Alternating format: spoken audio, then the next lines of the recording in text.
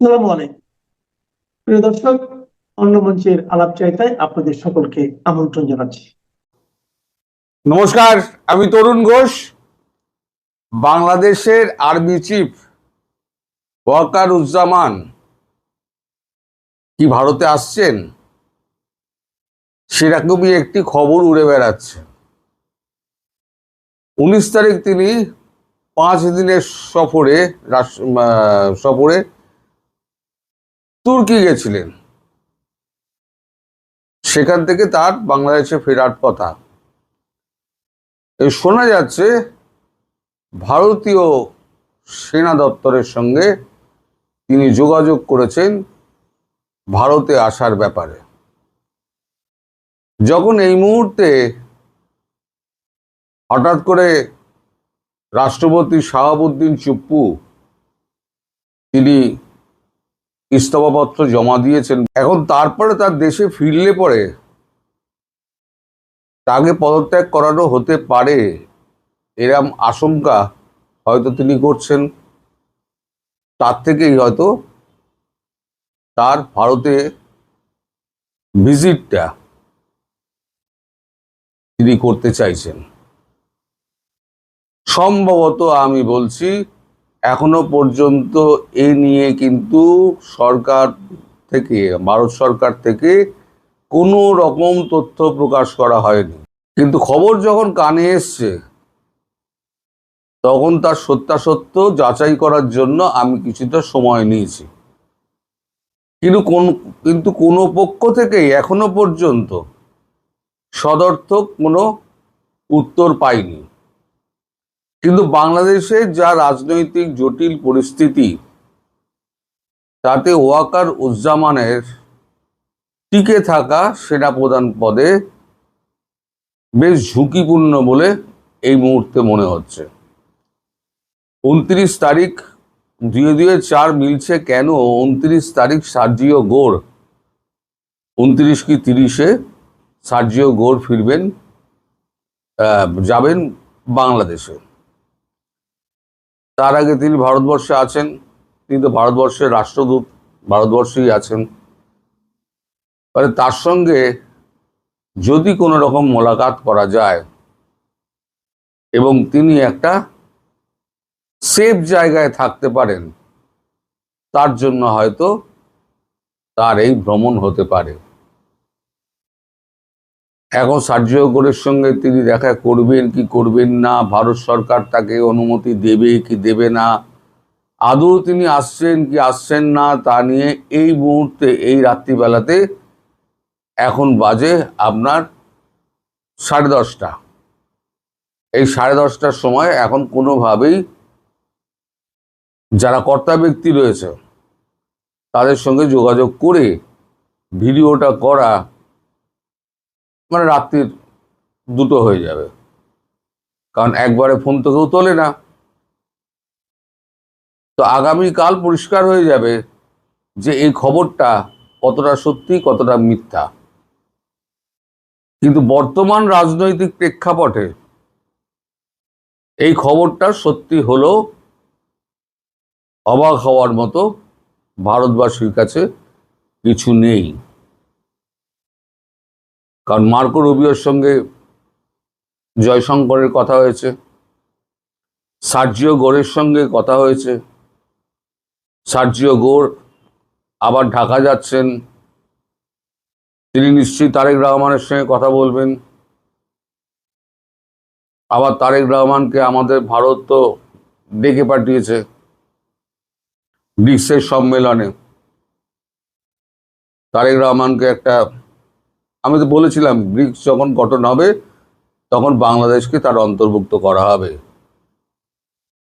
তো এখন তারেক রহমানকে ওই কারণে ব্রিক্সে ডেকে পাঠানো, সে যেহেতু বাংলাদেশকে রিপ্রেজেন্ট করছে বর্তমানে, তাই ব্রিক্সে ডেকে পাঠানো হচ্ছে।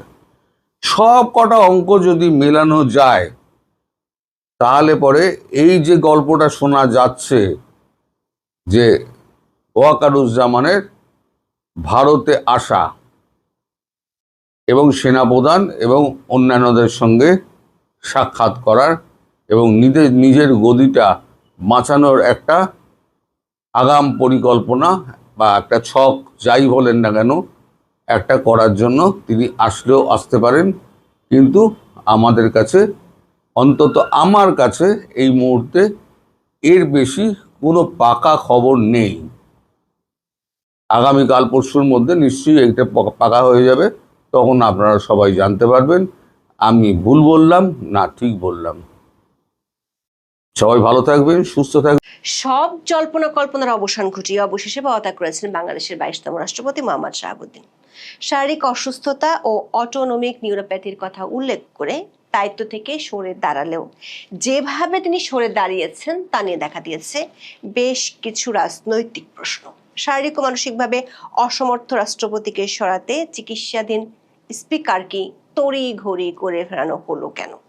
বিমানবন্দরে নেমেও স্পিকারের কিছুই না জানা, তারপর পরে পদত্যাগপত্র পৌঁছানো আর ভারপ্রাপ্ত রাষ্ট্রপতির দায়িত্ব নেওয়া, সব যেন আগে থেকে লেখা কোনো রাজনৈতিক থ্রিলারের স্ক্রিপ্ট। শেখ হাসিনার ফেরার ঘোষণার পর তাকে সরে যেতে হলো ছড়িয়ে পড়া এমন একটি দাবির প্রেক্ষিতে সরকার একটি পক্ষ বলছে শেখ হাসিনার ওই সাক্ষাৎকার প্রকাশের আগেই তাকে সরে যেতে বলা হয়েছিল।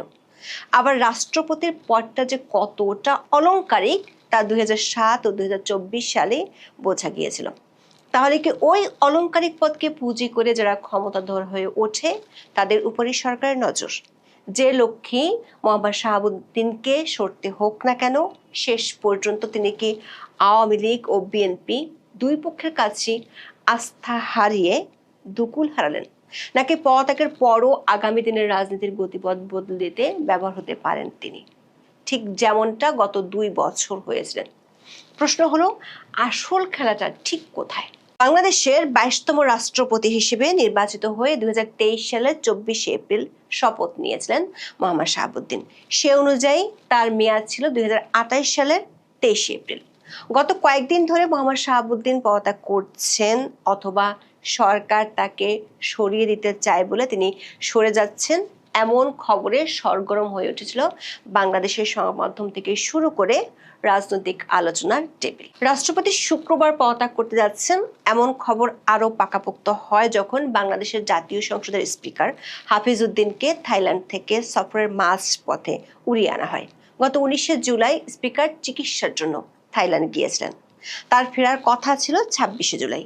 তড়িঘড়ি করে সরকারের অনুরোধে তিনি 2 দিন আগে ফেরত আসায় প্রশ্ন ওঠে, সরকার এত তাড়াহুড়ো কেন করছে? আবার সরকারের শীর্ষ ব্যক্তিরা বিষয়টি নিয়ে সরাসরি কিছুই বলেননি। যেটুকু বলছেন তাতে বিষয়টিকে গণমাধ্যমের গুজব বা অতি কথন হিসেবে তুলে ধরার চেষ্টা করেছেন।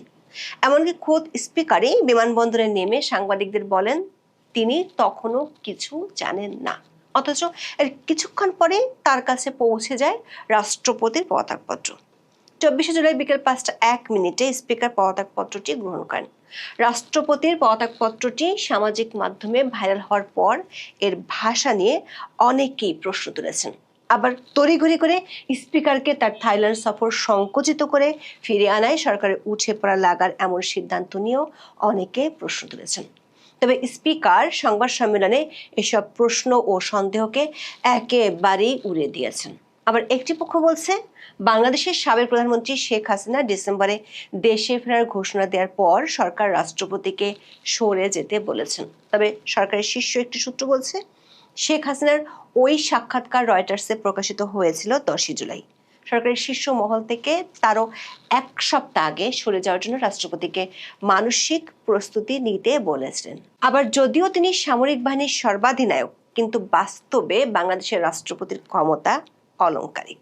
প্রধানমন্ত্রী ও মন্ত্রিসভার হাতেই থাকে সব ক্ষমতা। সরকারের একজন মন্ত্রী নাম প্রকাশ না করার শর্তে বলেছেন রাষ্ট্রপতির হাতে যদি অনেক ক্ষমতা থাকতো তাহলে 2007 সালে অধ্যাপক ইয়াজউদ্দিন 111 কিংবা 2024 সালে মোহাম্মদ শাহাবুদ্দিন আওয়ামী লীগের পতন ঠেকিয়ে দিতে কি পারত না? কিন্তু দুটো সময় দুজন রাষ্ট্রপতি ছিলেন হাতের। এমনকি বি চৌধুরীর বিরুদ্ধে বিএনপি ষড়যন্ত্রের অভিযোগ করে, কিন্তু সেই বি চৌধুরী কি কিছু করতে পেরেছিলেন? আবার আরেকটি পক্ষ বলছে শেখ হাসিনা ডিসেম্বরে দেশে ফেরার ঘোষণা দিয়েছেন, কিন্তু তার বিরুদ্ধে ফাঁসির দণ্ড দেয়া আছে। তাদের আশঙ্কা রাষ্ট্রপতি এই দণ্ড মওকুফ করে দিতে পারেন। স্বরাষ্ট্র ও আইন মন্ত্রণালয়ের কর্মকর্তারা বলছেন, সবশেষ 13 বছর পলাতক থাকার পর ফিরে এসেছেন যুদ্ধাপরাধের দায়ে ফাঁসির দণ্ডে দণ্ডিত জামাত নেতা আবুল কালাম আজাদ। ফিরে এসে তাকে একদিনের জন্য জেলে যেতে হয়নি, এমনকি তিনি জামিনও চাননি। পুরো প্রক্রিয়াটি করেছে তখনকার অন্তর্বর্তী সরকার ও সরকারের স্বরাষ্ট্র মন্ত্রণালয়। মন্ত্রণালয়ের কর্মকর্তারা বলছেন, রাষ্ট্রপতির নির্দেশে দণ্ড স্থগিত করাটা সাংবিধানিকভাবে রাষ্ট্রপতির এখতিয়ার হলেও এখানে রাষ্ট্রপতির কিছুই করার থাকে না সরকারের আদেশ পালন ছাড়া। তাহলে সরকার এতটা তড়িঘড়ি করে স্পিকারকে ফিরিয়ে এনে কেন রাষ্ট্রপতিকে সরিয়ে দিল, যেটিকে আনুষ্ঠানিক ভাষায় পদত্যাগ বলা হচ্ছে, এমন প্রশ্ন তুলেছেন অনেকে। সরকারের দুটি সূত্র থেকে বিষয়টি নিয়ে একই রকম বক্তব্য পাওয়া গেছে। ওই সূত্রগুলো বলছে, রাষ্ট্রপতি মূল বিষয় নয়, বরং ক্ষমতাধর পক্ষগুলো যারা রাষ্ট্রপতির মাধ্যমে ক্ষমতার চর্চা করে বা করতে পারে সেখানেই সরকারের শীর্ষ মহলের নজর। সরকারের পছন্দসই ও পুরোপুরি আজ্ঞাবহ রাষ্ট্রপতি না থাকলে অনেক সময় সেই ক্ষমতাধর গ্রুপকে সরকারে বসে আনা কঠিন না হলেও সময় সাপেক্ষ হয়ে যায়। পরিস্থিতি অনুযায়ী তড়িৎ ব্যবস্থা নেওয়া যায় না। সেই পথটি পরিষ্কার করতে রাষ্ট্রপতিকে সরে যাওয়ার সিদ্ধান্ত সরকার নিয়ে ফেলেছিল। সরকার একজন মন্ত্রী মনে করেন, আওয়ামী লীগের কার্যক্রমের উপর নিষেধাজ্ঞা তোলা ও শেখ হাসিনার ফিরে আসার বিষয়টি শুধু বাংলাদেশের অভ্যন্তরীণ রাজনীতির সাথে সম্পর্কিত নয়, এর সাথে ভূরাজনৈতিক বিষয় জড়িত। ওই মন্ত্রী বলেছেন, ত্রয়োদশ জাতীয় সংসদ নির্বাচন হবে হবে না এমন সংশয়ের মধ্যে ছিল। তখনও ভূরাজনৈতিক পক্ষগুলো একমত না হতে পারায় নির্বাচনটা ঝুলেছিল। এমনকি তারেক রহমানও দেশে ফেরার আগে ফেসবুক পোস্ট দিয়ে বলেছিলেন, তার ফিরে আসাটা তার একক সিদ্ধান্তের উপর নির্ভর করে না। যে কারণে এসব রাজনৈতিক ইস্যুর মোড় ঘুরিয়ে দেওয়ার বিষয়টি বঙ্গভবনে কে থাকলো তার উপর খুব বেশি নির্ভর করে না। দর্শক, স্পিকারের কাছে পাঠানো পদত্যাগপত্রে মোহাম্মদ শাহাবুদ্দিন লিখেছেন, এখনো পর্যন্ত নিষ্ঠা, সততা ও সংবিধানের প্রতি পূর্ণ আনুগত্যের সঙ্গে তিনি দায়িত্ব পালন করেছেন। 24-5 আগস্টের রাজনৈতিক পট পরিবর্তনের কথা উল্লেখ করে তিনি লেখেন, তৎকালীন সরকারের পতনের পর দেশে শাসনতান্ত্রিক ও সাংবিধানিক সংকট দেখা দেয়। সাংবিধানিক সংকট থেকে উত্তরণের জন্য বাংলাদেশের সংবিধানের 106 নম্বর অনুচ্ছেদে উল্লেখিত ক্ষমতা বলে তিনি রাষ্ট্রপতি হিসেবে বাংলাদেশ সুপ্রিম কোর্টের আপিল বিভাগের মতামত চান।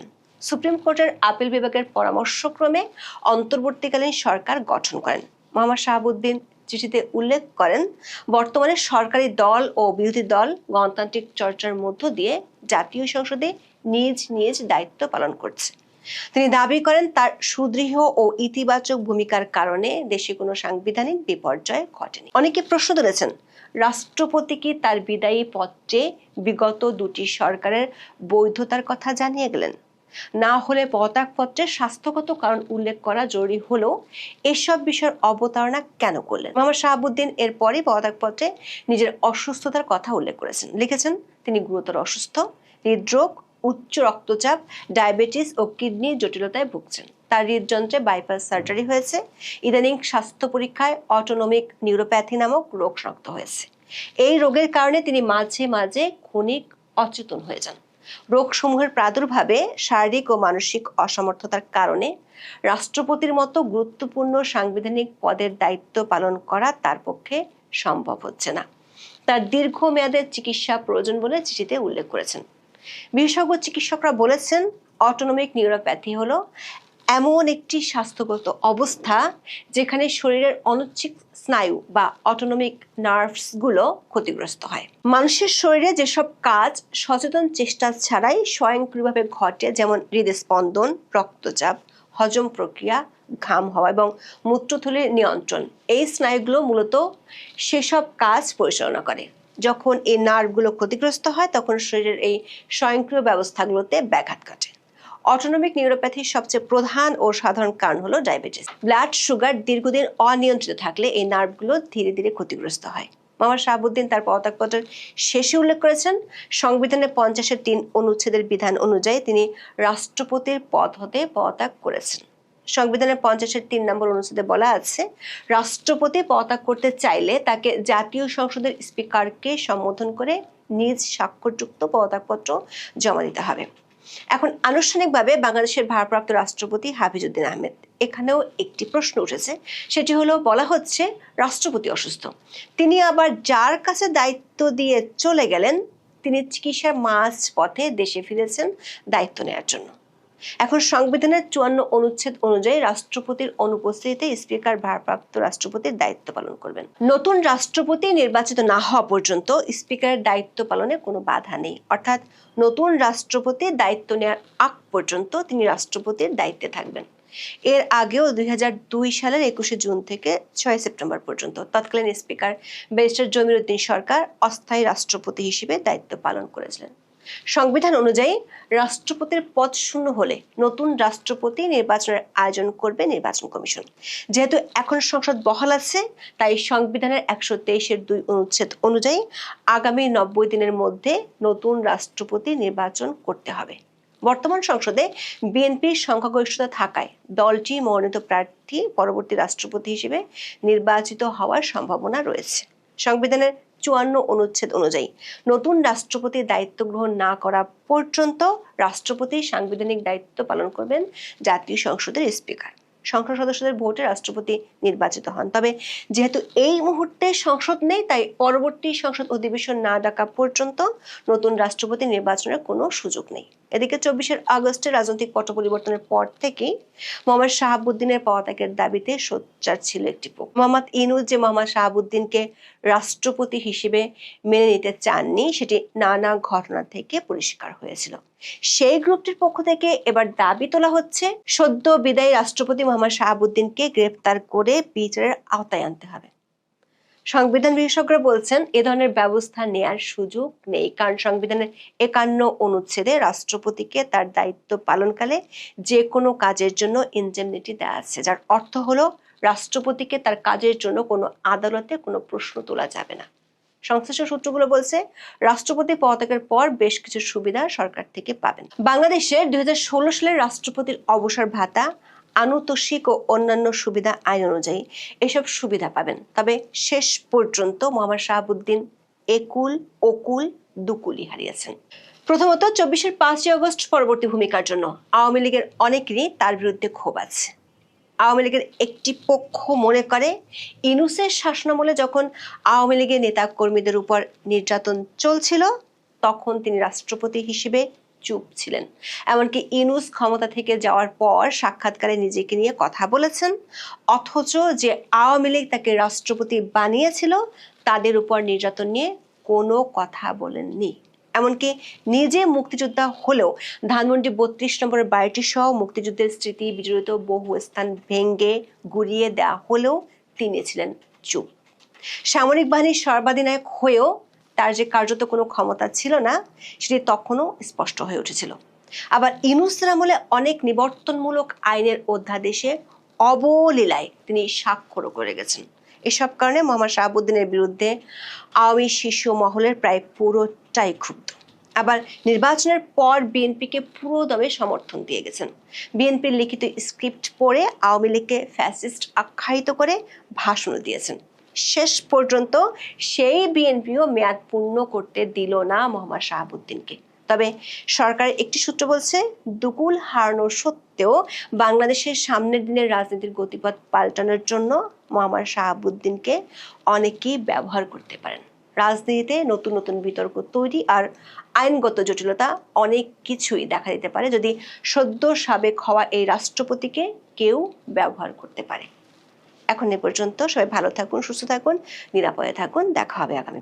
চুপ্পু রাষ্ট্রপতি থাকাকালে পরবর্তীতে যা যা হয়েছে সবকিছু কিন্তু আপনি এতটুকুন দিয়ে বিচার করতে পারবেন। আমরা কি দেখলাম যে 2024-এর জঙ্গি উত্থানের পর চুপ্পু বাংলাদেশের রাষ্ট্রপতির সাংবিধানিক যে ঠুটো জগন্নাথগিরি সেটাই তিনি করেছেন, এবং পরবর্তীতে আমরা আরো দেখেছি যে তিনি শেখ হাসিনাকে গালিগালাজ করেছেন ফ্যাসিস্ট বলে, সেই জঙ্গি উত্থানকে মহিমান্বিত করেছেন।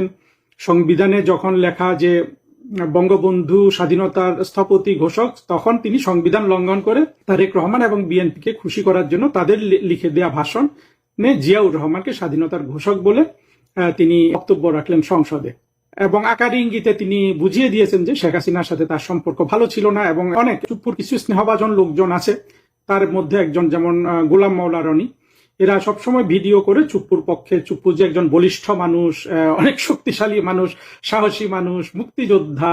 হ্যাঁ, এটা তো আসলে ফুক্তিযোদ্ধা, বিএনপি তো ফুক্তিযোদ্ধা পছন্দ করে শব্দটা, কোনো এক জায়গায় বলেছিলাম, সেগুলা প্রচার করেছে। কিন্তু যে কোনো বিচারে আমরা যদি দেখি, আমরা যদি দেখবো যে চুপ্পু অতি দুর্বল মনের একজন মানুষ, ভীরু কাপুরুষ।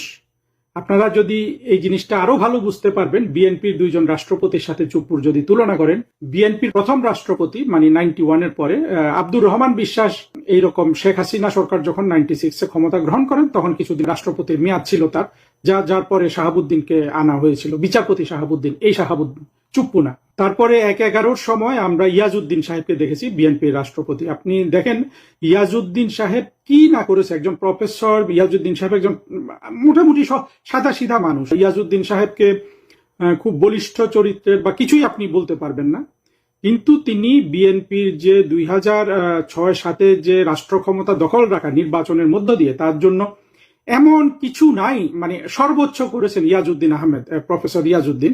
যখন বলা হলো যে কে এম হাসানকে রাষ্ট্রপতি আর হচ্ছে, এই তত্ত্বাবধায়ক সরকারের আর প্রধান হবে না কে এম হাসান, তখন কিন্তু ইয়াজউদ্দিন এই চিফ অ্যাডভাইজার হয়ে গেলেন। এগুলো ছিল তার ভীষণ স্যাক্রিফাইস। তিনি তখন বয়স্ক অসুস্থ মানুষ, এরপরে তিনি আর বেশি দিন বাঁচেননি। ওই বয়সে ওই অসুস্থতা নিয়ে ইয়াজউদ্দিন বিএনপির জন্য যেটা করেছেন, আজকে এই চুপ্পুর যেই অসুস্থতার কথা বলা হচ্ছে, এটা আসলে কোনো অসুস্থতাই না, যদি আমরা ইয়াজউদ্দিন সাহেবের অসুস্থতার সাথে তুলনা করি। এবং ইয়াজউদ্দিন সাহেব এবং আব্দুর রহমান বিশ্বাস সাহেবকে দিয়ে আওয়ামী লীগ তাদের পক্ষে কোনো কথাই কিন্তু বলাতে পারেনি। এখন অবশ্য অনেকে বলবেন যে চুপ্পু এরকম ভ্যাগ ধরে পড়ে আছে আওয়ামী লীগের উপকার করার জন্য, এগুলো আসলে যুক্তিহীন কথাবার্তা, এগুলোর কোনো ভিত্তি নাই। আমরা যেটা দেখি সেটা হলো যে চুপ্পু তার পথটা ধরে রাখার জন্য বিএনপির সাথে যে কোনো ধরনের সন্ধি, বিএনপিকে যে কোনো ধরনের তোষামোদে সে প্রস্তুত ছিল। এই অবস্থায় চুপ্পুর বিদায় হয়েছে। রাষ্ট্রপতি হিসাবে চুপ্পু যে বলা হচ্ছে যে সে অনেক ঐতিহাসিক ভূমিকা রেখেছে, মানে হলো সে থাকাতে দেশে অনেক কিছু হয় না, ইউনুস নিয়ন্ত্রণে ছিল, তারপরে দেশে সাংবিধানিক ধারাবাহিকতা রক্ষা হয়েছে, এই নিয়ে দেখেন একদল জামাত শিবিরের কর্মী, এমনকি কিছু গুপ্ত শিবির যেগুলাকে এখন আওয়ামী লীগ অনেকটা তাদের শিক্ষাগুরু হিসাবে মেনে নিয়েছে, এরাও কথা বলছে। কিন্তু বাস্তবতাটা কিন্তু তা না। বাস্তবতা হলো, ধরুন চুপ্পুকে মেরে ফেললো এই ওয়াকাররা, ধরে নিলাম, বা ওয়াকার মারেনি, ধরেন সন্ত্রাসীরা মেরে ফেলতো এই 2024-এর জঙ্গি উত্থানকালে সার্জিস হাসনাটা ধরেন চুপ্পুকে মেরে ফেলেছে, এই অবস্থাটা কল্পনা করেন। চুপ্পুকে যদি তখন মেরে ফেলতো, শেখ হাসিনাকে যেভাবে মেরে ফেলার চেষ্টা করা, মানে মেরে ফেলার প্ল্যান ছিল, একই প্ল্যান যদি চুপ্পুর জন্য থাকতো, চুপ্পুকে তো মেরে ফেলা যেত। আজকে বাংলাদেশ যে অবস্থায় দাঁড়িয়েছে, যে ইউনুস 2 বছর ক্ষমতায় ছিল, পরে নির্বাচন হয়েছে, তারেক রহমান প্রধানমন্ত্রী হয়েছেন, চুপ্পুকে ওই দিন মেরে ফেললেও এই ঘটনাটাই ঘটতো বাংলাদেশে, এর বাইরে কোনো কিছু ঘটার কোনো সুযোগ ছিল না। চুপ্পুকে মেরে ফেললে বা চুপ্পু মরে গেলে তারা ক খ গ একজনকে রাষ্ট্রপতি ঘোষণা দিত, সে রাষ্ট্রপতি এই কাজগুলাই করতো। ধরেন মাহমুদুর রহমানকে ঘোষণা দিলে কি জামাত ক্ষমতা পেয়ে যেত? ভেরি আনলাইকলি, কারণ এখানে জনসমর্থন ছিল বিএনপির ততটা সক্ষমতা ছিল যে যেই পথে আজকে তারেক রহমান সাহেব প্রধানমন্ত্রী হয়েছেন, এই জিনিসটা বাস্তবায়ন করার একটু কষ্ট, একটু সহজ এটা হতে পারতো। কিন্তু ইউনুস যদি রাষ্ট্রপতি হয়ে যেত, তাহলেও তারেক রহমানের প্রধানমন্ত্রী হতে আসলে এটা তাকে ঠেকানোর কোনো সুযোগ ছিল না। এখন ইউনুস দীর্ঘমেয়াদে রাষ্ট্রপতি থেকে গেলে তারেক রহমানের জন্য চুপ্পুর চেয়ে বেশি হুমকির কারণ থাকতে পারতো। এই একটা জায়গা আছে, বিধায় কিন্তু চুপ্পুকে সবসময় বিএনপি কিন্তু আপনার সমর্থন দিয়ে গেছে, চুপ্পুকে সমর্থন দিয়ে গেছে বিএনপি তার সুবিধার্থে। কিন্তু চুপ্পু ওই পদে থেকে আওয়ামী লীগের এখানে 2 পয়সার লাভ যেমন ছিল না, আসলে চুপ্পু না থাকলেও আওয়ামী লীগের 2 পয়সা অতিরিক্ত ক্ষতি হতো না, যেটা হয়ে গেছে। কিন্তু এই চুপ্পুকে নিয়ে যেসব কথা বলা হচ্ছে যে সে এইটা করেছে ওইটা করেছে, বীর মুক্তিযোদ্ধা, এগুলো হলো মানুষের কল্পনা, সান্ত্বনা। চুপ্পুরও কিছু শুভানুধ্যায়ী আছে, তাদের আলাপ আলোচনায় এটা আছে আর কি। তারপরে যে এটা খুব গুরুত্বপূর্ণ যে চুপ্পু, ওয়াকার, খন্দকার মোশতাক, এগুলা নিয়ে আওয়ামী লীগ কিন্তু বলে যে লিগে অনেক সব মোশতাক। আওয়ামী লীগের এই দুঃখটা আছে যে কর্মী নেতা সবার মধ্যে যে লীগ মোশতাকে ভর্তি, এখানে বলেই তারা থেমে যায়। তারপর তারা শেখ হাসিনার দিকে তাকিয়ে থাকে যে পরের শব্দ বললে না শেখ হাসিনা রাগ করেন, এই জন্য আর পরের শব্দগুলা বলে না।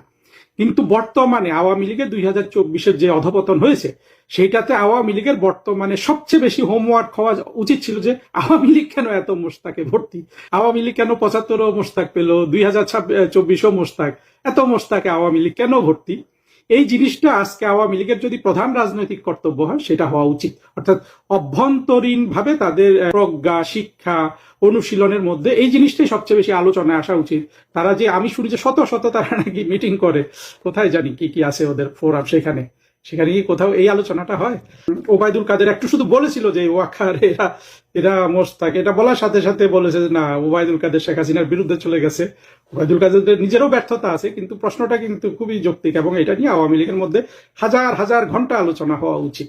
আমি যেটা বলে দিচ্ছি দৃঢ়ভাবে, এখানে আমার বিশ্লেষণ করার কিছু নাই। আওয়ামী লীগের মধ্যে মোস্তাক ক্ষমতা পায়, মোস্তাকরা আওয়ামী লীগের বঙ্গবন্ধুকে খুন করে, শেখ হাসিনাকেও খুন করে ফেলবে ভবিষ্যতে। এর একমাত্র কারণ হলো আওয়ামী লীগ যেই স্বপ্ন দেখিয়ে বাংলাদেশ শাসন করেছিল, যে ৭২-এর সংবিধান কিংবা তারও আগে স্বাধীনতার ঘোষণাপত্র, আওয়ামী লীগ সেই চেতনাটার প্রতি অবিচল থাকেনি। মানে এইটার উপরই যে তাদের মানে এই চেতনাটার সংহতি, চেতনাটার বিকাশ, চেতনার শক্তি যে তাদেরকে রক্ষা করতে পারে, এইটা আওয়ামী লীগ কখনো বুঝতে পেরেছে এমনটা আমরা দেখি না। তারা শেখ হাসিনার আমলে আমরা যেটা দেখেছি, শেখ হাসিনা ভেবেছেন যে রাষ্ট্রের উন্নতি করলে তিনি রক্ষা পাবেন, কিন্তু যেটা পুরোপুরি মিথ্যা প্রমাণিত হয়েছে।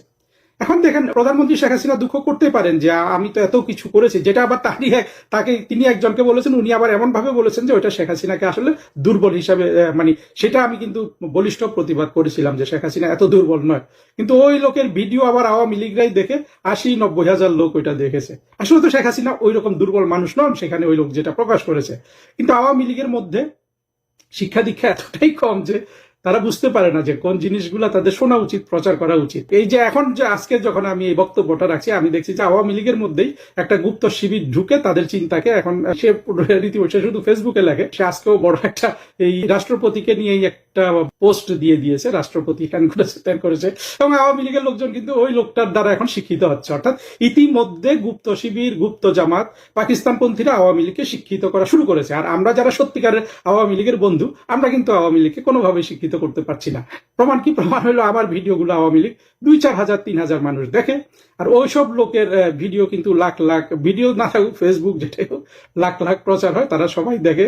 এদেরকে মানে ইতিমধ্যে একেবারে সার ডেকে অনেক অস্থির কারবার। যে আওয়ামী লীগের আজকের অভ্যন্তরীণ চর্চা এটাই হওয়া উচিত যে কেন এই দলে এত এত খন্দকার মোস্তাকে ভর্তি। আর যদি সবই খন্দকার মোস্তাক হয়ে যায়, তাহলে তো আওয়ামী লীগের আসলে রাজনীতি করা উচিত না, তাই না? এখনই ছেড়ে দেওয়া উচিত বাংলাদেশে।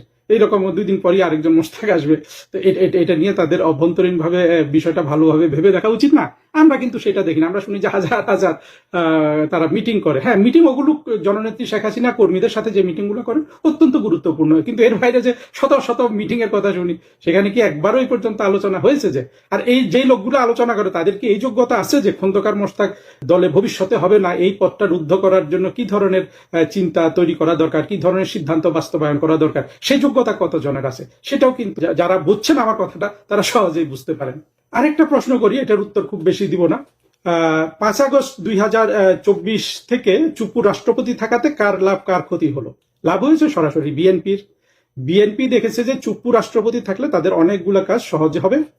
তাদের যে সেখানে ইউনুস বা অন্য কেউ থাকলে একটু জটিল হতে পারে, কিন্তু চুপ্পু থাকলে ভয়ে থাকবে, যা বলবে ধমক দিয়ে তাই করবে। চুপ্পু তাই করিয়ে দিয়েছে। সুতরাং চুপ্পু এতদিন রাষ্ট্রপতি থাকাতে ২০২৪-এর পর সেটা পুরোপুরি চুপ্পুর লাভ। এখানে আসলে বিএনপির লাভ এবং চুপ্পুর লাভ। চুপ্পু রাষ্ট্রপতি ছিল, রাষ্ট্রপতি থাকলে বঙ্গভবনে থাকা যায়, হ্যাঁ, অনেক ভাতা পাওয়া যায়, অনেক টাকা, গাড়ি বাড়ি, চাকর বাকর সব পাওয়া যায়। এই দুজনের লাভ। এখানে বাংলাদেশ রাষ্ট্রের কোনো লাভ হয়নি, আর কারো কোনো লাভ হয়নি। ওয়াকারের লাভ হয়েছে বলতে পারেন, কারণ চুপ্পুকে যদি ওই সময় ফেলে দিতে পারতো, ওয়াকারকেও তারা ফেলে দিতে চাচ্ছিল।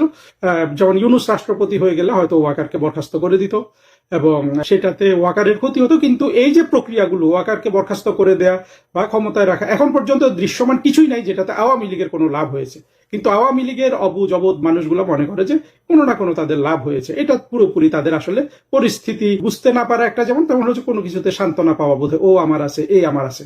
এইটা হয় কখন? যখন আসলে একটা রাজনৈতিক দল তার ঘোষিত আদর্শটা প্রচার করে না, বোঝে না, শিক্ষিত করার জন্য ব্যবস্থা গ্রহণ করে না, যেটা আওয়ামী লীগের মধ্যে আছে বলে আওয়ামী লীগের নেতাকর্মীদের দেখে বোঝা যায় না, তখন আসলে এই অবস্থাটা হয়। আজকে চুপ্পু, কালকে ওয়াকার। কিন্তু নিজের যে অন্তর্নিহিত শক্তি, যেটার প্রতি আমরা ডাক দিতে চাই যে দেখেন বাংলাদেশের মুক্তিযুদ্ধের চেতনা, বাংলাদেশের ইতিহাস, এই যে দুটো শক্তি আওয়ামী লীগের, এই দুটো শক্তি আপনারা অনুভব করেন, অনেক শক্তিশালী হবেন। সেটা তারা অনুভব করতে পারে না, সেই শিক্ষা তাদের দেওয়া হয়নি, ফলে তারা অনুভব করে আজকে চুপ্পু, কালকে ওয়াকার। দুটোই আসলে অতি নিম্নমানের মানুষ, এদের কোনো সাহস নাই। কোনো আওয়ামী লীগ এরা যেই দলের যাবে সেই দলের, অর্থাৎ মুক্তিযুদ্ধের পক্ষের মানুষ হিসাবে এদের বা মুক্তিযোদ্ধা হিসাবে চুপ্পুর আলাদা কোনো গুরুত্ব নেই। কিন্তু এটা সাধারণভাবে ভাবা হচ্ছে, যেটা আখেরে আওয়ামী লীগের সচেতন হওয়ার পেছনে একটা বাধা, যে বোধহয় আমার চুপ্পু এখনো আমারই আছে। তো চুপ্পু কি বিএনপির সাথে বেইমানি করতো? একেবারেই না, চুপ্পু কখনোই বিএনপির সাথে বেইমানি করতো না। হ্যাঁ, চুপ্পু আরেকটা সুযোগ গ্রহণ করতো, শেখ হাসিনা চলে আসলে, ক্ষমতায় বসে গেলে চুপ্পু সবকিছু বলতো যে আমি থেকে এগুলা করেছি, আমি বিএনপিকে ফেলে দিয়েছি। সেখানে তখন যতদিন বিএনপির কোনো ক্ষতি হচ্ছে না রাজনৈতিকভাবে, ততদিন আসলে চুপ্পু কখনো বিএনপির সাথে বেইমানি করতো না, কারণ চুপ্পু তো সেই ধাতে গড়ে ওঠা মানুষই না। প্রশ্ন হলো যে বিএনপি এখন কেন চুপ্পুকে ফেলে দিল, আরো আগে কেন ফেলে দিল না? বিএনপি এখানে অনেকগুলো চাতুর্যের অংশ, চাতুর্য না, প্রজ্ঞা বলেন এটাকে, রাজনৈতিক অভিজ্ঞতার ব্যবস্থা, দেখা যাচ্ছে যে রাজনৈতিকভাবে একটা অভিজ্ঞতা আছে বিএনপি। চুপ্পুকে তার দরকার, যেদিন দরকার সেদিনই তো ফেলে দেওয়া যায় না, কিছুদিন অপেক্ষা করলো। আর এখানে আরেকটা লাভ বিএনপির হয়ে গেল, এটা অনেক আলোচনা করেছেন এবং এটা বাস্তব, যে এই চুপ্পুকে এই কয়েক মাস রাখাতে এখন বিএনপি যে রাষ্ট্রপতি নিয়োগ করবে, সেই রাষ্ট্রপতি কিন্তু আবার পরবর্তীতে আরো কিছুদিন, অর্থাৎ বিএনপির 5 বছর চলে গেলেও আরো কিছুদিন, 3 মাস 4 মাস 6 মাস কিন্তু ক্ষমতায় থাকবে, রাষ্ট্রপতির পদে থাকবে। সেরকম একটা সময় বিএনপি তো এখন, আমরাও জানি না বিএনপি কি ধরনের ইলেকশনের ব্যবস্থা করবে ভবিষ্যতে। ওই রকম অবস্থায় নিজের নিজস্ব বিশ্বস্ত লোক থাকলে যে অনেক উপকার হয়, এটা বিএনপি দেখেছে আব্দুর রহমান বিশ্বাসকে দিয়ে। কারণ আব্দুর রহমান বিশ্বাস ওই যে নাসিম, সেনা প্রধান নাসিমের কুঠে গিয়ে দিয়েছিল খুব সে একেবারে সাফল্যের সাথে। তারপরে ইয়াজউদ্দিন তো জীবন বাজি রেখে কিন্তু এই বিএনপির পক্ষে খেটেছে। তো বিএনপি তো এরকম বিশ্বস্ত লোক নিয়োগে, বিএনপিতে তো কোনো খন্দকার মোশতাক আসলে সেইভাবে নাই। হ্যাঁ, কিছু আছে, কিন্তু তারা আসলে আওয়ামী লীগের যে ধরনের খন্দকার মোশতাক সেই রকম না। যেমন সেইভাবে বললো তো যে এখন যে হাফিজউদ্দিন স্পিকার, সেও কিন্তু বিএনপির খন্দকার মোশতাক। এরা কিন্তু বিএনপি ছেড়ে বের হয়ে গিয়েছিল ওই 1/11 চলাকালীন। সেই আলোচনা আমি যাচ্ছি না, এখানে আওয়ামী লীগ এবং চুপ্পু কেন্দ্রিক। চুপ্পুকে ফেলে না দিয়ে বিএনপি এখন যে লাভটা পেল, যে আসবে সে বিএনপির 5 বছর শেষ হয়ে গেল, আর 5-6 মাস ক্ষমতায় থাকবে। এই 5-6 মাসে নতুন কোন সরকার হবে, কি হবে, এগুলো যদি আব্দুর রহমান বিশ্বাস এবং ইয়াজউদ্দিন বিএনপির দুর্দিনে যেরকম কাজে লেগেছিল, বিএনপির ওই দিনগুলোতে আব্দুর রহমান বিশ্বাস জেনারেল নাসিমের কু ব্যর্থ করে দিয়ে, কিংবা ইয়াজউদ্দিন ইলেকশনকে ম্যানিপুলেশনে বিএনপির সাথে সম্পূর্ণরূপে একজোট হয়ে কাজ করে যে উপকার করতে চেয়েছিল বিএনপির, এখন তারা সেই সুযোগটা গ্রহণ করতে পারবে। তবে এইখানে যে চুপ্পুকে ফেলে দেওয়ার আগে যে কাহিনী বলা হলো, যে চুপ্পু বিলাতে গিয়ে শেখ হাসিনার সাথে কথা বলেছেন, এই জন্য ফেলে দিয়েছে, এটা কিন্তু কোনো প্রমাণ নাই। আর চুপ্পু এরকম কিছু করেছে কিনা সেটা হলে বিএনপির উচিত ছিল সেটা প্রকাশ করা, এখনো কিছু প্রকাশ হয় নাই। আর এই যুগে তো অনেক কিছু আপনার এআই দিয়েই অনেক কিছু বানানো যায়, সেগুলা বানিয়ে ভবিষ্যতে প্রচার করবে না সত্য আমরা কিন্তু জানি না, কিন্তু সত্যটা বিএনপির প্রকাশ করা উচিত। এই সত্য প্রকাশ করলেও কিন্তু বিএনপি হয়তো করবে না, এই জন্য যে যদি শাহাবুদ্দিন চুপ্পু শেখ হাসিনার সাথে কথা বলে থাকেন, তর্কের খাতিরে ধরছি, এটাও কিন্তু বিএনপির জন্য ভয়াবহ একটা অবস্থা, যে তাহলে এরকম আরো কতজন শেখ হাসিনার সাথে কথা বলতেছে, তাই না? এই রাষ্ট্র তো শেখ হাসিনা 16 বছর শাসন করেছেন, সুতরাং শুধু চুপ্পুই যে কথা বলবে এমন তো না, অনেকেই তো কথা বলতে পারেন। এইটা কিন্তু যদি বলে থাকে, এটা বিএনপির জন্য একটা বড় ধরনের ভয়ের খবর। কিন্তু এত তাড়াহুড়া করে 2 দিনের মাথায় তাকে ফেলে দেয়া, এবং স্পিকার নাকি বিদেশে ছিল, সে নাকি দৌড়ে বিদেশ থেকে চলে এসছে, এইটা দৃষ্টিকটু হয়েছে। এইটা আবার বিএনপির একটা বৈশিষ্ট্য, বিএনপি কিন্তু 2টি রাষ্ট্রপতিকে এইরকম করেছে, একজন বদরুদ্দোজা চৌধুরী তাদেরই রাষ্ট্রপতি, আর একজন এই শাহাবুদ্দিন চুপ্পু। এইটা আবার বিএনপির যে চিরাচরিত যে সন্ত্রাসী কায়দা, সেটার একটা বহিঃপ্রকাশ। এইভাবে চুপ্পুকে ফেলে দেওয়ার কোনো দরকার ছিল না, এটা নিয়ে একটু পরে আরেকটু আলোচনা করব। আরেকটা জিনিস হলো যে চুপ্পুকে কি বিএনপি জেলে নিবে, বিদেশ চলে যেতে দিবে, কি করবে? আমার মনে হয় জঙ্গিরা মোটামুটি যেই পরামর্শ দিচ্ছে তারেক রহমানকে, সেটাই তার জন্য ভালো হবে করা। চুপ্পুকে সে হয়তো বিদেশে যেতে দিবে না, আবার চুপ্পুকে জেলেও নেবে না। জেলে নিলে তো আরেকটা ফ্রন্ট খুললো, বিএনপি তো এমনিতে অনেক ফ্রন্টে এখন সমস্যা জর্জরিত, ফলে আমার মনে হয় না চুপ্পুকে তারা জেল টেল দিবে। তবে বিদেশে দিতে গেলে চুপ্পু কি করে না করে, আমি যদিও মনে করি যে আওয়ামী লীগের যেসব নেতা অনেক টাকার কুমির হয়ে বিদেশে চলে গিয়ে কিছুই করতে পারছে না, চুপ্পুও নানানভাবে ওইভাবে ধরা থাকবে, চুপ্পুরও আসলে কিছু তেমন করার থাকবে না। চুপ্পুর যেটা সত্যিকারের সময় ছিল করার, জীবন বাজি রেখে শেখ হাসিনার জন্য কিছু করার, সেটা ছিল 24শে আগস্টের জঙ্গি উত্থানের পর। সেই সময় তো আমরা চুপ্পুকে দেখলাম যে থরথর করে কাঁপছে ভয়। হ্যাঁ, এত সাহসী মানুষ, ওই সময় আসলে মানুষের চরিত্র প্রকাশ পায়। কিছু করতে না পারলেও চুপ্পুর তখন পদত্যাগ করা উচিত ছিল। পদত্যাগ করলে রাষ্ট্র জঙ্গিরা নিয়ে নিত, আফগানিস্তান হয়ে যেত। এগুলো অত্যন্ত ভুয়া জিনিস।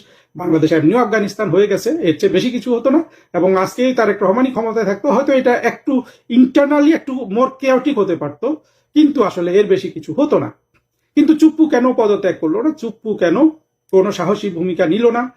চুপ্পু কেন বিএনপির সাথে একীভূত হয়ে গেল? এই আলোচনাটা আমাদের অত্যন্ত জরুরি। সেটা একটু করি। দেখেন, মূল জিনিসটা আমি মনে করি টাকার কুমির হওয়া চুপ্পুর যদি ইচ্ছাও থাকে শেখ হাসিনার জন্য কিছু করা, শেখ রেহানার জন্য কিছু করা, এটা সে টাকার জন্য করবে না। কারণ সে যেহেতু দুর্নীতিবাজ, সে যেহেতু অর্থের মালিক হয়েছে, তার চিন্তা হলো যে এই অর্থ আর কিছু না হোক, এই দুর্নীতির জিনিস বের করেই তাকে তারা জেলে নিতে পারে। এই ভয়েই কিন্তু চুপ্পু মূলত এই তারেক রহমানের সাথে একীভূত হয়ে গেছে।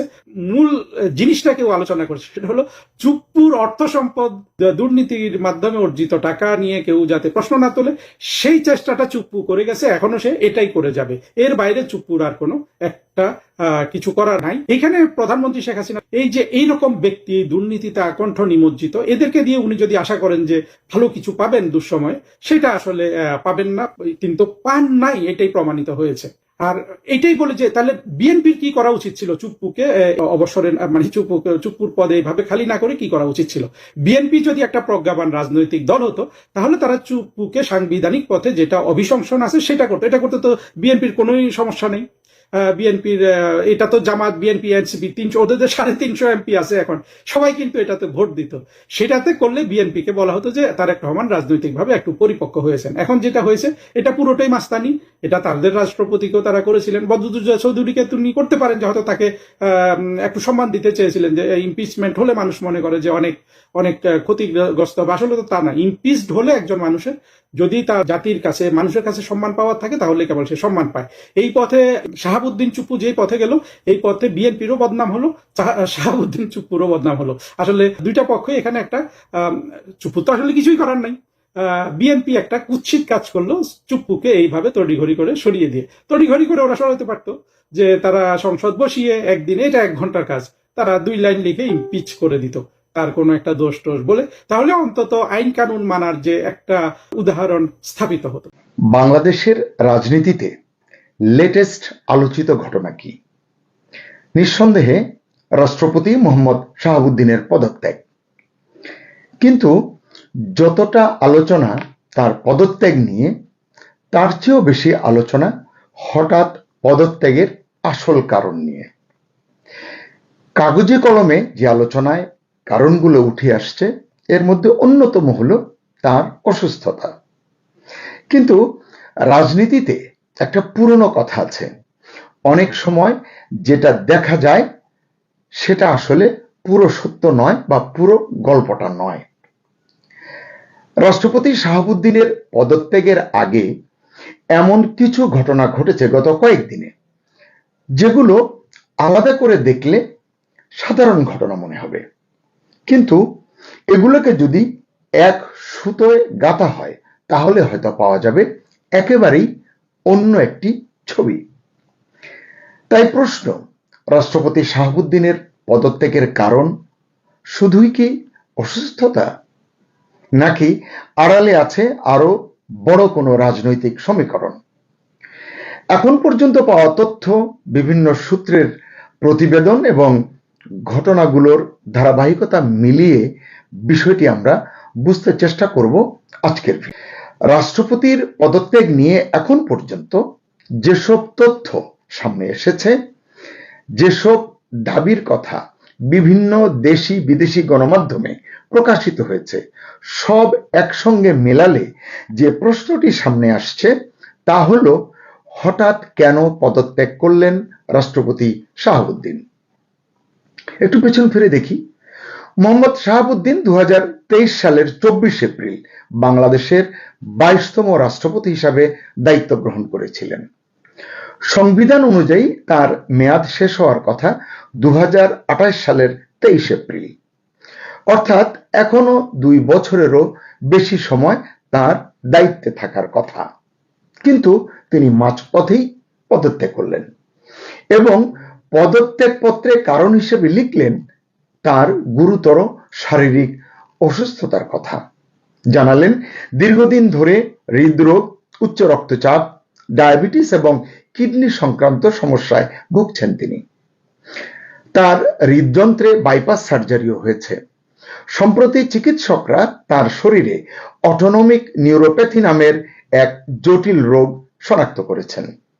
এই রোগের কারণে তিনি হঠাৎ হঠাৎ অচেতন হয়ে পড়ছেন। এমন পরিস্থিতিতে রাষ্ট্রপতির মতো গুরুত্বপূর্ণ সাংবিধানিক দায়িত্ব পালন করা তার পক্ষে সম্ভব নয় বলেই পদত্যাগ করেছেন। এগুলো আপনারা সবাই জানেন, কিন্তু এটা তো হলো আসলে আনুষ্ঠানিক ব্যাখ্যা। এ পর্যন্ত যদি দেখি তাহলে সবকিছুই পরিষ্কার, কিন্তু এখান থেকেই আসলে মূল প্রশ্ন শুরু হচ্ছে বা শুরু হতে পারে। এখানে একটা বিষয় মনে রাখা জরুরি, রাজনীতিতে অনেক সময় ঘটনার চেয়েও গুরুত্বপূর্ণ হয়ে ওঠে ঘটনার ব্যাখ্যা। রাষ্ট্রপতির পদত্যাগের ক্ষেত্রেও কি ঠিক সেটাই হচ্ছে? প্রথম আলোচনাটি শুরু হয় একটি কথিত ফোনালাপ নিয়ে।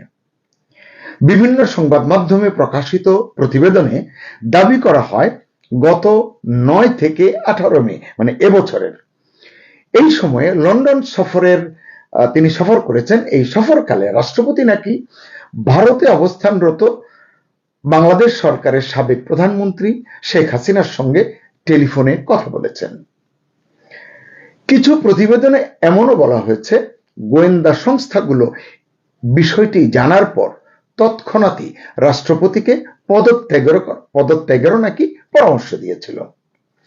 কিন্তু রাষ্ট্রপতি শাহাবুদ্দিন এই অভিযোগ অস্বীকার করেছেন। তিনি বলেছেন এমন কোনো ফোনালাপ হয়নি, মানে সংগঠিত হয়নি।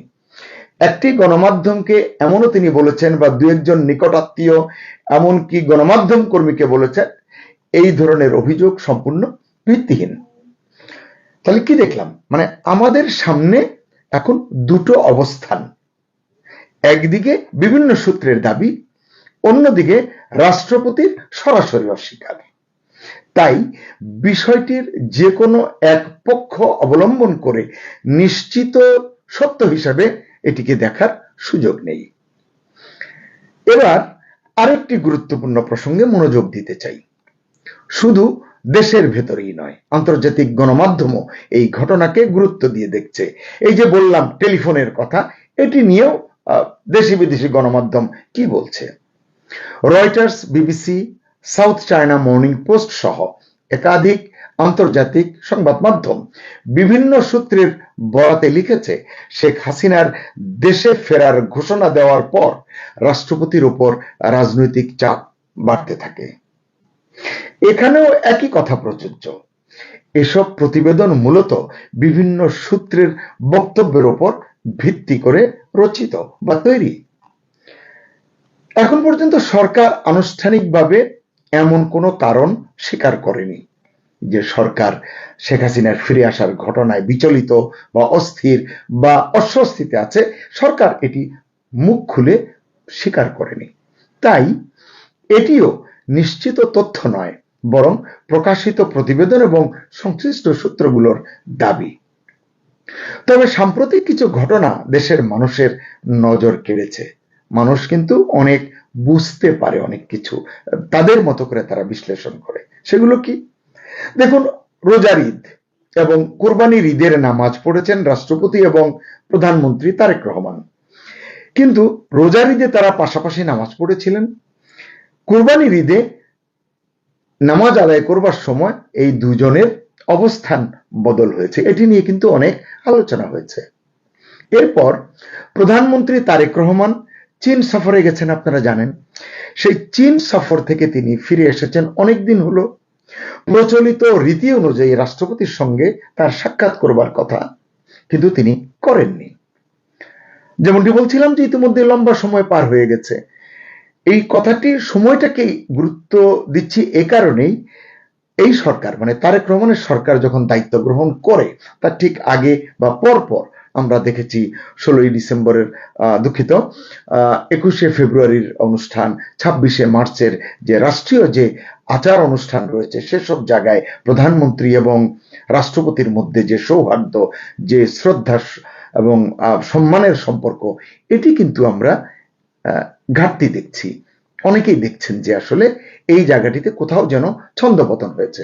ওই যেটি বলছিলাম যে শুরুর দিকে রাষ্ট্রপতির সঙ্গে যে সম্পর্ক দেখেছে প্রধানমন্ত্রীর দেশের মানুষ, বা সরকারের সঙ্গে দেশের মানুষ যে সম্পর্ক দেখেছে, তা যেন হঠাৎ করে শীতল হয়ে গেছে। এর ভিতরে আপনারা জানেন কিছুদিন আগে ভারতের নতুন হাই কমিশনার বাংলাদেশে এসেছেন, মিস্টার দীনেশ ত্রিবেদী। তিনি বঙ্গভবনে রাষ্ট্রপতির সঙ্গে দেখা করেছেন, এগ্রিমো বলে বা ক্রেডেনশিয়াল যাই হোক এটি তিনি দিয়েছেন, এবং বঙ্গভবনে তাকে গার্ড অব অনার দেওয়া হয়েছে। কিন্তু এখনো পর্যন্ত দীনেশ ত্রিবেদী প্রধানমন্ত্রী তারেক রহমানের সাক্ষাৎ পাননি।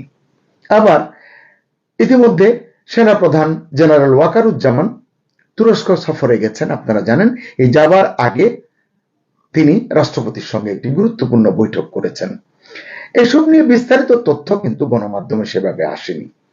তো আলাদা করে যদি এই বিষয়গুলোকে আমরা দেখি, মনে হবে এগুলো স্বাভাবিক প্রশাসনিক ঘটনা, কিন্তু একসঙ্গে মিলিয়ে দেখলে রাজনৈতিক পর্যবেক্ষকদের অনেকের মনেই এগুলো প্রশ্ন তৈরি করছে। এবার আবার একটু পদত্যাগের কারণগুলো নিয়ে আবার একটু কথা বলি। সদ্য পদত্যাগী রাষ্ট্রপতির পরিবারের পক্ষ থেকেও জানানো হয়েছে তার শারীরিক অবস্থা সত্যিই ভালো নয়। উন্নত চিকিৎসার জন্য তার সিঙ্গাপুরে যাওয়ার পরিকল্পনার কথাও জানা গেছে। অর্থাৎ স্বাস্থ্যগত কারণ উড়িয়ে দেওয়ার সুযোগ নেই, এটি আমরা বুঝতে পারছি। তাহলে প্রশ্নটা কোথায়? যদি অসুস্থতাই কারণ হয়ে থাকে পদত্যাগের, তাহলে পদে থেকেই তো বিদেশে চিকিৎসা নিতে যেতে পারতেন রাষ্ট্রপতি। গত মেতে আমরা যেমন দেখেছি তিনি লন্ডন গিয়েছিলেন, তা না করে ঠিক এই সময়ে পদত্যাগ করতে হলো কেন, পদত্যাগ করলেন কেন? তাই সাধারণ মানুষ প্রশ্ন করছেন এই পদত্যাগের পেছনে যদি রাজনৈতিক কারণও থেকে থাকে, সেই কারণটা কি, এটি তারা সন্ধান করছেন। তবে আমি খোলাসা করে বলতে চাই যে এই মুহূর্তে এসব প্রশ্নের চূড়ান্ত উত্তর কারো কাছে নেই। তবে এখন পর্যন্ত বিশ্লেষণ যদি করি, তিনটি ব্যাখ্যা আমাদের সামনে আমরা দেখতে পারি। প্রথমত, রাষ্ট্রপতির শারীরিক অবস্থা এতটাই অবনতির দিকে গিয়েছে যে দায়িত্বে থাকা বা দায়িত্ব পালন করা, সাংবিধানিক দায়িত্ব, রাষ্ট্রপতির দায়িত্ব পালন করা সম্ভব হচ্ছিল না। দ্বিতীয়ত, বিভিন্ন দেশি বিদেশি গণমাধ্যমের প্রতিবেদনে উঠে আসা রাজনৈতিক চাপের যে কথাগুলো শোনা যাচ্ছে, সরকার অস্বস্তিতে আছে, রাজনৈতিক চাপ মনে করছে, এই দাবিগুলো সত্য হতে পারে। তৃতীয়ত, এর দুটোর কোনোটাই নয়, বাস্তবতা হয়তো এই দুটোর মাঝামাঝি এমনটাও হতে পারে। অর্থাৎ স্বাস্থ্যগত সমস্যার পাশাপাশি রাজনৈতিক পরিস্থিতিও হয়তো যে সিদ্ধান্তটি গ্রহণ করা হয়েছে, রাষ্ট্রপতি নিয়েছেন, এটিকে প্রভাবিত করেছে বা করতে পারে। আবার এই তিনটির কোনটি বাস্তবতার সবচেয়ে কাছাকাছি? এর মধ্যে চতুর্থ একটি সম্ভাবনাও উড়িয়ে দেওয়া যায় না। হয়তো এমন কিছু ঘটেছে যেটা এখনো প্রকাশ্যে আসেনি, মানে 4 নম্বর যেটি বললাম। আমার কাছে সবচেয়ে গুরুত্বপূর্ণ বিষয়টি মনে হচ্ছে কেন যেন অন্য জায়গায়। রাষ্ট্রপতির পদত্যাগকে যদি শুধু একজন ব্যক্তির বিদায় হিসেবে দেখা হয়, তাহলে হয়তো পুরো ছবিটা আমরা দেখতে পাবো না। কারণ ঘটনাটি ঘটেছে এমন এক সময়ে যখন বাংলাদেশের রাজনীতি নতুন এক সন্ধিক্ষণে দাঁড়িয়ে আছে বা নতুন সন্ধিক্ষণের মুখোমুখি। এজন্যই প্রশ্ন আসতে পারে, সামনের মাসগুলোতে, সামনের সময়ে কি হতে যাচ্ছে? কে ফিরবেন বাংলাদেশে? কে কি সিদ্ধান্ত নেবেন? দেশের রাজনৈতিক সমীকরণ সামনের দিনগুলোতে কোন দিকে যাবে? আমি নিশ্চিত এসব প্রশ্নের উত্তর এখনো সময়ের কাছেই রক্ষিত আছে বা লুকিয়ে আছে। ইতিহাস আমাদেরকে একটি শিক্ষা দেয়, রাজনীতির অনেক গুরুত্বপূর্ণ ঘটনার আসল কারণ আমরা সঙ্গে সঙ্গে মানে তাৎক্ষণিকভাবে জানতে পারি না। এটা জানতে কখনো কয়েক মাস লেগে যায়, কখনো কয়েক বছর পরে জানতে পারি, কখনো সংশ্লিষ্ট ব্যক্তিদের স্মৃতিকথা বা প্রকাশিত নথির মাধ্যমে পুরো চিত্র সামনে আসে। হয়তো এবারের ঘটনাটিও তেমনই হতে চলেছে। তাই আমাদের কাজ হলো অযথা গুজবকে তথ্য বানিয়ে ছড়ানো নয়, আবার প্রশ্ন উত্থাপনও বন্ধ করে দেওয়া নয়, বরং নিশ্চিত তথ্যকে নিশ্চিত তথ্য হিসেবে দেখা এবং যেসব বিষয় এখনো দাবি, সূত্র বা বিশ্লেষণের পর্যায়ে রয়েছে সেগুলোকে সেভাবেই বিবেচনা করা। তবে এটুকু নিশ্চিত করে বলা যায়, রাষ্ট্রপতি শাহাবুদ্দিনের পদত্যাগ বাংলাদেশের রাজনীতিতে একটি নতুন অধ্যায়ের সূচনা করলো। সেই অধ্যায় আমাদের কোথায় নিয়ে যাবে সেটাই এখন দেখার বিষয়। দর্শক, শেষ করার আগে বলবো, তথ্য থাকুক তথ্যের জায়গায়, বিশ্লেষণ থাকুক যুক্তির আলোয়। আসসালামু আলাইকুম রহমতুল্লাহি ওবরকাতুহু। সম্মানিত দর্শক, রাষ্ট্রপতি জনাব শাহাবুদ্দিন চুপ্পু তিনি পদত্যাগ করেছেন। বিধি মোতাবেক পদত্যাগ পত্র জমা দিয়ে তিনি বঙ্গভবন ছেড়ে দিয়েছেন বা দিবেন। আজকের এই ভিডিওটা আমি করছি সন্ধ্যার পর শুক্রবারে। যতটুকু আমি খবরে দেখেছি সেটা হলো গুলশানের একটি বাসাতে তিনি থাকবেন এবং এই সময়টিতে রাষ্ট্রীয় প্রোটোকল অনুযায়ী তার যে অবসরকালীন ভাতা এবং তার যে ব্যক্তিগত স্টাফ পিএস এপিএস এগুলো তিনি পাবেন, সরকারি সেবা পরিষেবা পাবেন একটা নির্দিষ্ট সময় পর্যন্ত। এটি হলো কথার কথা। অন্যদিকে রাজপথে যারা শাহাবুদ্দিন চুপ্পু তার বিরোধী, তারা রীতিমতো তার বিচার চাচ্ছেন, তার মারাত্মক বিচার চাচ্ছেন। আর এই মুহূর্তে আসলে তার পক্ষে কারা এবং কী কারণে সেটা আমরা এখন পর্যন্ত বুঝতে পারছি না। দেশের বাইরে থেকে যারা ইউটিউবিং করেন বা কন্টেন্ট ক্রিয়েট করেন তারা দিদার্সে ফ্রি স্টাইলে অনেক কথা বলতে পারেন, তাদের তথ্য বা উপত্যের কোনো ঘাটতি দরকার হয় না। কিন্তু আমরা বাংলাদেশে যারা আছি তারা যে কোনো কথা বলার আগে এখানে আমাদেরকে 10 বার চিন্তা করতে হচ্ছে যে সমসাময়িক পরিবেশ পরিস্থিতি প্রেক্ষাপটে এই কথাগুলো যদি চ্যালেঞ্জের মুখোমুখি পড়ে তাহলে সেক্ষেত্রে আমি কতটা নিজেকে ডিফেন্ড করতে পারবো। 2 নম্বর হলো যে আমরা যারা বাংলাদেশে আছি, অর্থাৎ ইউটিউবে বা এই সোশ্যাল মিডিয়াতে বছরখানেক বড় জোর এখানে আপনি অপতথ্য দিয়ে, ভুল তথ্য দিয়ে মানুষজনকে মাতোয়ারা করতে পারবেন। এমনকি ওয়াজ নসিহত করেও আপনি নট মোর দেন 1 ইয়ার। আমাদের দেশে দেখবেন যে সমস্ত লোকজন ইউটিউবে, ফেসবুকে খুব দ্রুত জনপ্রিয়তা অর্জন করেছেন, তারা 1 বছর, 1.5 বছর, 2 বছরের মাথায় কেউ নেই, নো ওয়ান। কারণ নাম বলে আমি ছোটো করবো না, কিন্তু আপনি চিন্তা করেন যে আমি যখন এটা শুরু করি, এই ফেসবুকিংটা শুরু করি বা ইউটিউবিংটা শুরু করি, এটা বহু আগে, তখন খুব ওয়াজ চলতো এবং তখন রোজ টেলিভিশন নামে একটা টেলিভিশন, মানে আইপি টেলিভিশন, যারা আজহারির বক্তব্য বা অন্যান্য ইসলামী ওয়াজগুলো তারা সেখানে আপলোড দিত। তো একজনের কাছে আমি শুনলাম যে এই টেলিভিশনের এই চ্যানেলটি সেখানে প্রতি মাসে 50 লাখ টাকা ইনকাম করে। আপনি এখন দেখুন তো রোজ টেলিভিশন বা রোজ টিভি এরকম কোনো আছে কি না। এরপর দেখলাম যে অনেকগুলো মাছের ব্লগ করে, তার গ্রামে রান্নার ব্লগ করে। তারপর আর একটা মেয়ে আছে ফারজানাজ ড্রয়িং, একেবারে খুব সিরিয়াসলি সে বাড়ি গাড়ি সিরিয়াসলি করে ফেলেছে। প্রতি মাসে তাদেরও 30 লাখ 40 লাখ টাকা ইনকাম হতো, নেই।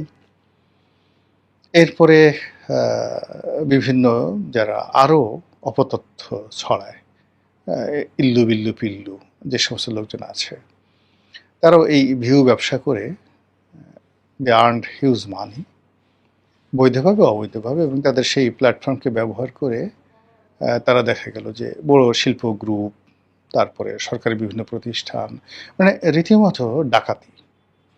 এরাও ঠিক নেই, 1 বছরের মাথায় মানে তারা একেবারে আউট। এখন এইগুলো যারা আছে তাদের অবস্থা এতটা খারাপ যে এরা যদি, বাংলাদেশ তো প্রশ্নই আসে না, বিদেশের মাটিতে কোনো শহরে গেলে সেখানে ডাইরেক্ট চড়, থাপ্পড়, কিল, ঘুষি, লাথি, জুতো এগুলো খাওয়া ছাড়া তাদের কোনো অবস্থাতেই কোনো সেফ এক্সিট নেই। মানে পুরো সমাজ, রাষ্ট্র তাদেরকে অপাঙ্ক্ত করে ফেলেছে। এর গেল একটা, অর্থাৎ যারা মানে এই সোশ্যাল প্ল্যাটফর্মকে ব্যবহার করে যারা ঘুষ খেয়েছে, দুর্নীতি করেছে, অনিয়ম করেছে, তারপরে শেষে মানুষের কাছে টাকা নিয়েছে, সন্ত্রাসী কর্মকাণ্ড করেছে। এই লোকগুলো মানে এরা সবাই বিদেশে বসে কন্টেন্ট ক্রিয়েট করেছে, অনেকটা ইন্টারনেট জালিয়াতির মতো। তারা কিন্তু কেউ সাস্টেন করতে পারেনি। এবং এখন অনেকে মানে আপনি রিসেন্টলি দেখেছেন একজন কন্টেন্ট ক্রিয়েটার, তিনি ভীষণভাবে ইটালিতে লাঞ্ছিত হয়েছেন। এটা অনেকের মনে ভয় ধরিয়ে দিয়েছে, বিদেশের মাটিতে যারা থাকেন। অন্যদিকে যারা দেখেন যে খুব সস্তা জনপ্রিয়তা, খুব অল্প 1 বছর 1.5 বছরের মধ্যে মানুষকে উত্তেজিত করেছে, গালাগালি করে উল্টে উল্টে কথাবার্তা বলে, তারাও এখন একেবারে ইউটিউবও দেখা গেল যে আমার একটা কন্টেন্ট, আমি যদি 1 লাখ লোক আমার কন্টেন্ট দেখে, আমি 1.5 লাখ মানে 1 লাখ লোক আমার যদি কন্টেন্ট দেখে, আমি ধরুন পাই $150 1 লাখ ভিউতে। হয়রাজ দেখা গেল যে এইরকম লোক তারা যদি 1 লাখ ভিউ হয় তাহলে হয়তো $10 $15 তারা পায়। অর্থাৎ ইউটিউবের যে গ্রেডিংয়ে, সেই গ্রেডিংয়ে কিন্তু তারা অনেক অনেক বা যাকে বলা হয় লো প্রোফাইলে আছে। আর অন্যদিকে দর্শকরা তো ধীরে ধীরে কমে যাচ্ছে। তো এই কারণে হয় কি যে বাংলাদেশে বসে আমাদেরকে যে কোনো একটা কথা বলার আগে 10 বার চিন্তা করতে হচ্ছে যে আমরা এই দেশে আছি, এই দেশে থাকবো, এবং প্রতিটা মুহূর্তে আমাদের সঙ্গে রাস্তায় হাজার হাজার মানুষের দেখা হচ্ছে এবং তারা রেসপন্ড করছে প্রতিটা মুহূর্তে, ভাই আপনি এটা বললেন কেন, বা এটা ঠিক হয়নি, বা আপনার এই কথাটা ঠিক হয়েছে। তো সেই দিক থেকে আসলে এই যে রাষ্ট্রপতির যে সেফ এক্সিট বা রাষ্ট্রপতির পদত্যাগ, এই বিষয়গুলো নিয়ে আমি বা আমার মতো যারা আছেন তার ইচ্ছেগুলি আমরা বলতে পারি না, কোনো অবস্থা আমরা বলতে পারি না, যেভাবে বিদেশে বসে বা বাংলাদেশে বসে অনেকে দায়িত্বহীন কথাবার্তা বলেন। আমরা যে কথাগুলো বলতে পারি বা আমি নিজে ব্যক্তিগতভাবে বলি, সেটা হলো এটা হতে পারে বা নাও হতে পারে। এখন জনাব শাহাবুদ্দিন চুপ্পু তিনি পদত্যাগ করেছেন, এর আগে আব্দুল হামিদ সাহেবও পদত্যাগ করেছেন, বা তার মানে আওয়ামী লীগের রাষ্ট্রপতি রূপে তার অবসর স্বাভাবিক গতিতেই তার অবসর হয়েছে। এখন সেই অবসরের পর তার যে রাজনৈতিক সমস্যা এটা সীমিত, তার নির্বাচনী এলাকাতে তার সমস্যা, তার প্রতিদ্বন্দ্বিতার সমস্যা, কিন্তু চুপ্পু সাহেবের বিষয়টা একেবারে ইন্টারন্যাশনাল। মানে বাংলাদেশের ক্ষেত্রে ইন্টারন্যাশনাল, আবার চুপ্পু সাহেবের ক্ষেত্রে ইন্টারন্যাশনাল। যেমন ধরুন তার সঙ্গে আওয়ামী লীগের একটা সম্পর্ক, এবং তিনি যখন গদিতে বসে আছেন ঠিক সেই সময়টাতে শেখ হাসিনা পলায়ন করলেন। এজন্য তার যে প্রথম ট্যাগ, তিনি শেখ হাসিনার দোসর। 2 নম্বর হলো আওয়ামী লীগের কোনো লোক কিন্তু তাকে ওন করছে না।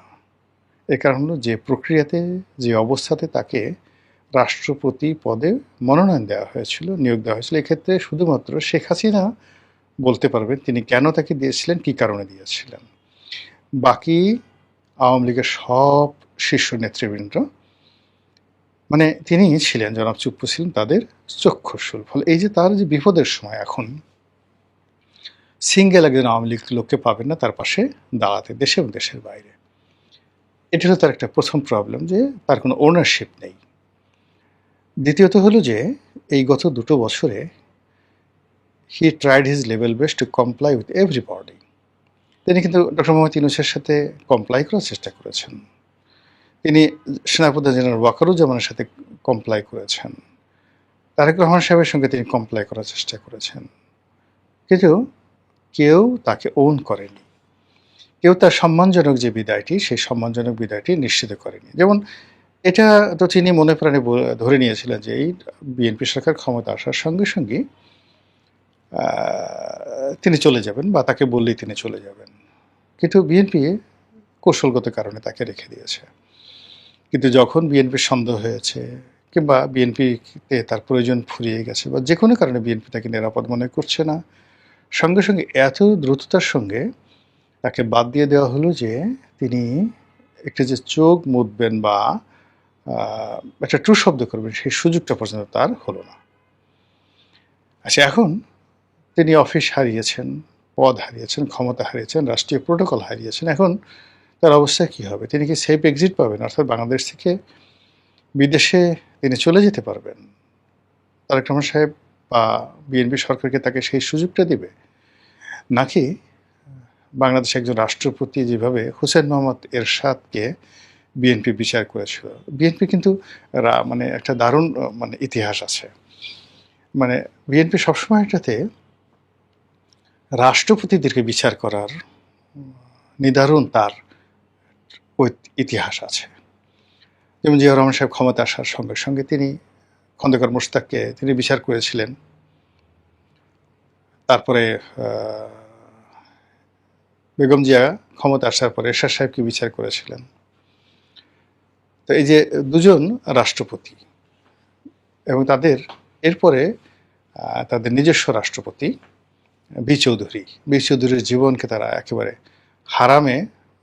হারামে খারাম করে দিয়েছিলেন। তো এই যে তাদের নিজেদের যারা লোকজন রয়েছেন, তারপরে ইয়াজউদ্দিন সাহেবের জমানাতে যখন 111 হয়ে গেল, তারা ইয়াজউদ্দিন সাহেবকেও আর কখনো ওন করেননি। তো সেই দিক থেকে এরশাদ সাহেবের বিচার করা, খন্দকার মোশতাককে বিচার করা, বি চৌধুরীকে বিচার করা, এই জিনিসগুলো অর্থাৎ সরাসরি তারা ছোটোখাটো কোনো রুই কাতলা ধরেননি, একেবারে ডাইরেক্ট নীল তিমি। অর্থাৎ বাংলাদেশের প্রেক্ষাপটে রাষ্ট্রপতিদেরকে জেলে নেওয়া, জেলের মধ্যে সেখানে পায়খানা পেশাব যেন ঠিকমতো করতে না পারে এই জন্য সেখানে সিসি ক্যামেরা বসিয়ে দেওয়া। এরপরে রাষ্ট্রপতি তার 70-80 বছর বয়সে সে যেন রেল লাইন দিয়ে জোরে জোরে দৌড়াতে পারে। তারপরে শেষে রাষ্ট্রপতি বাসায় বসে আছে, তার ঘরের মধ্যে আগুন ধরিয়ে দেওয়া যেতে পারে। তারপরে কার্পেটে আগুন ধরিয়ে দেওয়া গেল এবং হাফ প্যান্ট পরে রাষ্ট্রপতি সে সাংবাদিকদেরকে ডাকছে। এই বিশুদ্ধের এই ঘটনাগুলো আমরা বাড়িধারা বাসায় দেখেছি, এই ঘটনাগুলো। তো সেক্ষেত্রে জনাব চুপ্পু সাহেবের বিরুদ্ধে যদি বিএনপি অ্যাকশন নেয়, তাকে যদি অ্যারেস্ট করে, তাকে যদি বিচার করে, এটা আশ্চর্য হওয়ার কিছু নাই। এর কারণ হলো এই কাজগুলো তারা ইতিপূর্বে করেছেন। তো সেই দিক থেকে চুপ্পু সাহেবের বিরুদ্ধে তার তো শত্রুর অভাব নাই। তার প্রথম শত্রু হলো জামাত এবং এনসিপি, এবং এটার অর্থনৈতিক কারণ আছে, সামাজিক কারণ আছে। প্রথম কারণটা হলো যে জামাতের সাথে এস আলমের একটা দাকুমার সম্পর্ক, আর তিনি এস আলমের অত্যন্ত ঘনিষ্ঠজন ব্যক্তি ছিলেন, এটা সবাই বলা বলি করেন। আর এস আলম এখানে মানে বিএনপি সরকারের অনেকের উপর প্রভাব বিস্তার করে। এটা জামাতের মানে একেবারে চক্ষুশূল। জনাব চুপ্পু ইসলামী ব্যাংকের দায়িত্ব পালন করেছেন, কাজে ওই সময়টাতে তার ভুল ভ্রান্তি হতে পারে, তার কোনো কাজে ত্রুটি থাকতে পারে। এই জন্য জামাত সবসময়ই এই ইসলামী ব্যাংক এবং এস আলম রিলেশনের কারণে জনাব চুপ্পুকে রীতিমতো দৌড়ের উপর রাখবে। আর এই যে তাকে ওন করা বা তাকে প্রোটেক্ট করতে গিয়ে যে ঝামেলাটা বিএনপির হবে, সেই ঝামেলা নেওয়ার মতো অবস্থা এখন বিএনপির নাই। ফলে তাকে যদি আইনের হাতে তুলে দেওয়া হয়, বিচারের হাতে তুলে দেওয়া হয়, এবং তার বিনিময়ে যদি আপাত দৃষ্টিতে জামাতের বা এনসিপির যে মুখ এগুলো বন্ধ করা যায়, তাহলে বিএনপি যে কাজ করবে না সে কথা কিন্তু বলা যাচ্ছে না। ফলে কি হলো, এই জুলাই মাসে যারা শাহাবুদ্দিন চুপ্পুর বিদায় এবং অনেকটা নাটকীয়ভাবে, অনেকটা অ্যাডভান্সারাস ওয়েতে যেভাবে তিনি ক্ষমতা হারালেন, যেভাবে তিনি পদপদবি হারালেন, ফলে তার যে পরবর্তী কোর্স অফ অ্যাকশন, সেই কোর্স অফ অ্যাকশনে সেফ এক্সিটের বিষয়টি 1%ও আশা করা যায় না। আর তিনি আব্দুল হামিদের মতো অন্যান্য লোকের মতো নিরাপদে থাকবেন তাও বলা যাচ্ছে না। আবার তার বিরুদ্ধে যদি আইনি ব্যবস্থা হয়, তাহলে আইনি ব্যবস্থা হলেও বাংলাদেশের রাজনীতিতে তোলপাড় করা ঘটনা ঘটে যাবে। এর কারণ হলো তিনি যেই মুহূর্তে আইনের জিম্মায় চলে যাবেন, he will be well protected, এবং সেখানে বসে তার যে কোর্টেই বিচার হোক না কেন, তিনি যে ইস্যুগুলো তৈরি করেছেন গত 2 বছরে, তার কাছে যে ডকুমেন্টগুলো আছে, এবং এখানে যে সাংবিধানিক শূন্যতা থেকে শুরু করে শেখ হাসিনার পদত্যাগপত্র, ইউনূস সাহেবের যাকে বলা হয় ক্ষমতা গ্রহণ, তারপরে তারেক রহমান সাহেবের দেশে আসা, ইলেকশন হওয়া, এই সময়টিতে সেনাপ্রধানের সাথে তার সম্পর্ক, ক্যান্টনমেন্টের সাথে তার সম্পর্ক, 3 বাহিনীর সাথে তার সম্পর্ক, সব মিলিয়ে মানে নানা রকম যাকে বলা হয় অশনি সংকেতের যে তালাচাবি, সেই তালাচাবি এই জনাব শাহাবুদ্দিন চুপ্পু সাহেবের কাছে আছে। ফলে রাগ দেখাতে পারেন, ক্রোধ দেখাতে পারেন, কিন্তু সেগুলো বাস্তবায়ন করতে গেলে তার যে অব্যবহিত পরিণতি কি হবে এটা নিঃসন্দেহে বিএনপি যারা কর্তা ব্যক্তি আছেন তারা খুব ভালো করে বোঝেন। তবু রাজনীতিতে শেষ বলে কথা নাই, এখানে অনেক কিছু জানার সত্ত্বেও অনেক ঘটনা ঘটে। নিয়তি এমন একটা জিনিস যেটা দেবতারাও কখনো নিয়ন্ত্রণ করতে পারে না। যেই গ্রিক পৌরাণিক কাহিনী কিংবা ভারতীয় কাহিনী, মানে যতগুলো আপনার পুরাণের কাহিনী রয়েছে সেখানে দেখা গেছে যে অনেক বিষয় দেবতারা অনেক কিছু চেয়েছেন, দেবীরা অনেক কিছু চেয়েছে, কিন্তু এই পৃথিবীতে সেভাবে সব ঘটনা ঘটেনি। এই পৃথিবীর একটা নিয়তি আছে এবং সেই নিয়তি অনুযায়ী এখন অনেক কিছু ঘটছে এবং আগামীতেও এই ঘটনাগুলো ঘটতে থাকবে। মহান আল্লাহ আমাদের সবাইকে হেদায়েত দান করুন এবং হেফাজত করুন। আসসালামু আলাইকুম ওয়া রাহমাতুল্লাহি ওয়া বারাকাতুহু।